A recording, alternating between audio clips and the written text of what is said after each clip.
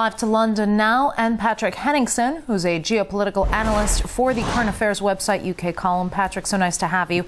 So now that Turkish parliament approved cross-border military involvement, how far are we from seeing ground troops going in? I think it's going to be one step at a time in this situation. Obviously, there's a lot of risk involved for both Syria and for Turkey if they want to escalate this conflict. This is a very unfortunate incident, but as I will get into later, there's a reason why it happened. Now, where does Turkey stand legally in being able to send troops abroad in terms of international law?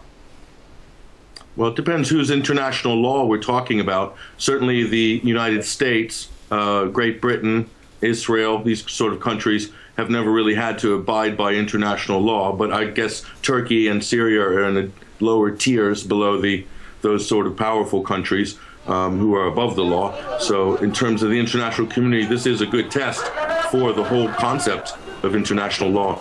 It's also a test for the United Nations to see if they're really able to diplomatically achieve any sort of peace accords, which they've patently failed at over and over again for quite a long time.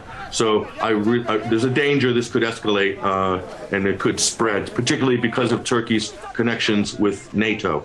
Now, what do you make of Turkey's response to the shelling from Syria? Are 2 days of firing a proportionate reaction? Well, it's a kind of a, I'm afraid to say, this is sort of it looks like a setup. We saw the same thing in Afghanistan in the 80s. The United States was arming and funding mujahideen who were attacking and baiting the Soviet Union to come over the Afghan border. Eventually, the Soviet Union did occupy a large portion of Afghanistan as a result of that, but that was a guerrilla warfare, a Western-backed affair that was used to draw in the Soviet Union. So in this case, the Free Syrian Army and the US-backed al-Qaeda terrorist groups that are funded by Great Britain and the United States are allowed to have bases now in Turkey. So, of course, you have to read between the lines. If Syrian troops are firing across the border, there is definitely a good reason. Syria has no interest in starting a war with Turkey, as any common sense person or commentator would look at it. But in the case of being baited into protecting their own interests, Turkey's providing a safe haven for terrorists, Western-backed terrorists. So this looks like a setup in order to draw Turkey into a conflict and also to further isolate Syria as a nation state. So do you believe that that's the reason Assad wants to stoke tension with his neighbor when there are plenty of rebel attacks and terror blasts at home to deal with? Well, certainly the Syrian government and the security forces have their hands full.